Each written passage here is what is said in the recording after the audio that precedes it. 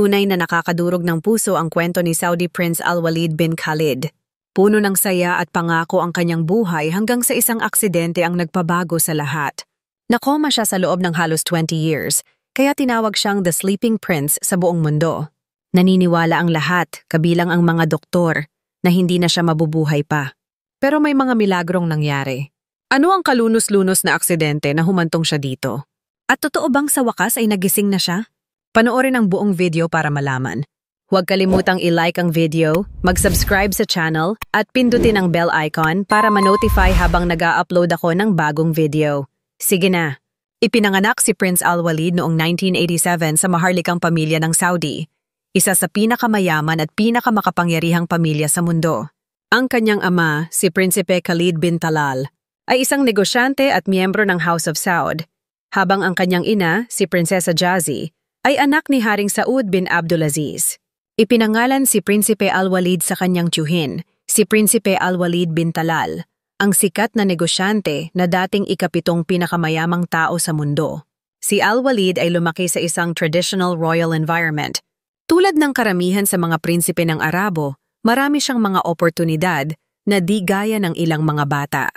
Mahilig siyang maglaro ng sports at may 2 karat na sinturon noong siya ay 4 na taong gulang pa lamang. Mahilig din siya sa horse riding at car racing. Noong 16 years old siya, ipinadala siya ng ama ni Prinsipe Al-Walid sa isang kolehiyo ng militar sa London upang tumanggap ng formal na pagsasanay. Umaasa si Prince Khalid na ang pagsasanay na ito ay makatutulong sa kanyang anak na maging isang responsable, mapagkakatiwalaan, at may kakayahang tao para sa mga tungkuling kakailanganin niyang gampanan bilang bahagi ng maharlikang pamilya. Gayunpaman, nagkaroon ng hindi inaasahang pangyayari. Noong 2005 sa edad na 18 years old, si Prince Al-Walid ay nasangkot sa isang kalunos-lunos na aksidente sa sasakyan. Siya ay nagmamaneho ng mabilis kasama ang 2 kaibigan nang mangyari ang pagbangga, na nagdulot ng matinding pinsala sa kanyang utak na naging sanhi ng kanyang koma.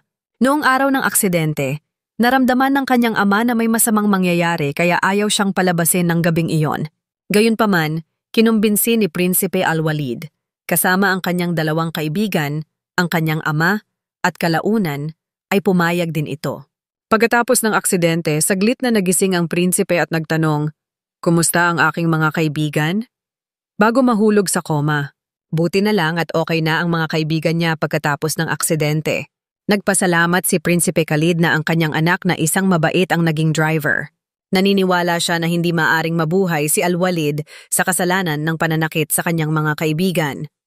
Pagkatapos ng aksidente, isang team ng mga medikal na espesyalista, kabilang ang 3 Amerikanong doktor at isang Espanyol na doktor, ay dinala upang subukang pigilan ang pagdurugo sa kanyang utak.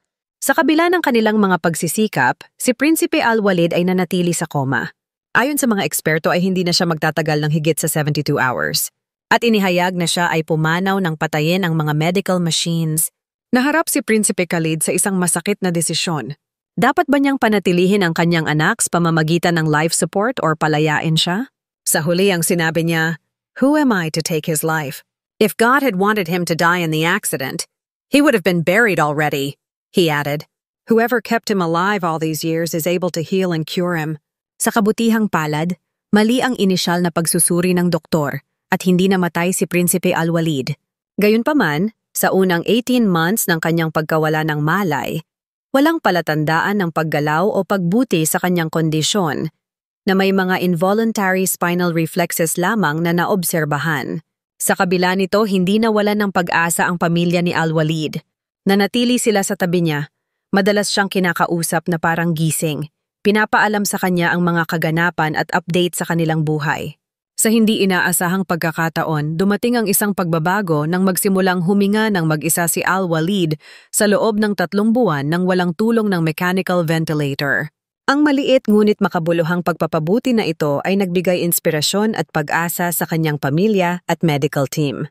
Noong 2016, matapos gumugol ng higit sa 1 dekada sa ospital, inilipat si Prince Al-Walid sa tahanan ng kanyang pamilya sa Riyadh upang ipagpatuloy ang kanyang paggamot at pangangalaga sa isang mas pamilyar na kapaligiran.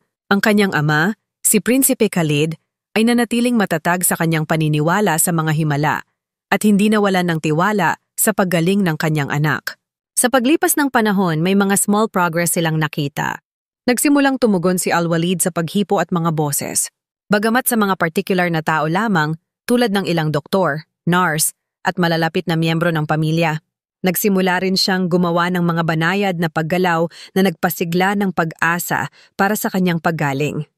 Noong 2019, ang kanyang tiyahin, si Princess Rima bint Talal, ay nagbahagi ng isang video sa kanyang Twitter account na nagpapakita kay Prinsipe Al-Walid na inilipat ang kanyang ulo sa kaliwa at kanan. Makalipas ang isang taon, lumabas ang isa pang video kung saan nakipag-interact siya sa isang babaeng bumati sa kanya. Iginalaw niya ang kanyang mga daliri at itinaas pa ang kanyang kamay bilang tugon sa kahilingan nito.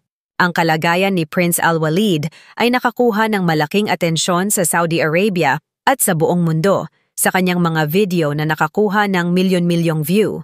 Kasunod ng mga pag-unlad na ito, nagsimulang maniwala ang mga doktor na may hindi pangkaraniwang nangyayari sa prinsipe.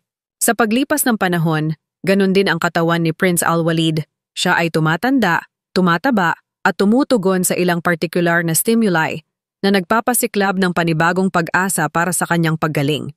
Maraming tao sa buong mundo kasunod ng kanyang kondisyon ang naniniwala na maaari siyang magising sa lalong madaling panahon. Ang sitwasyon ni Prince Al-Walid ay isang heartbreaking. Ang kanyang kwento ay parang tumigil, isang buhay na nakapos, habang ang kanyang pamilya ay patuloy na umaasa sa kanyang paggaling. Kamakailan, isang nakakaantig at nakakagulat na detalye tungkol sa buhay ni Prince Al-Walid ang lumabas sa social media. Ang kwento ng kanyang nobya na tapat na naghintay sa loob ng 20 years. Bago ang kanyang malagim na aksidente, si Prinsipe Al-Walid ay naiulat na engaged sa isa sa kanyang mga pinsan sa isang simpleng seremonya. Ngunit ang aksidente noong 2005 na nagdulot sa kanya ng koma ay nagbago ng lahat. Sa kabila nito, ang kanyang kasintahan ay nanatiling tapat, tinatanggihan ang lahat ng mga nag-alok ng kasal, at patuloy pa ding umaasa sa kanyang paggising. Sinabi niya na handa siyang maghintay para sa kanya sa buong buhay niya kung kinakailangan. Ang kahangahangang debosyon na ito, kasama ng hindi natitinag na pag-asa ng kanyang pamilya, ay nagpapakita ng isang madamdaming aral. Ang buhay ay hindi natin mahuhulaan at ang trahedya ay maaaring tumama sa sinuman, anuman ang kanilang katayuan sa buhay.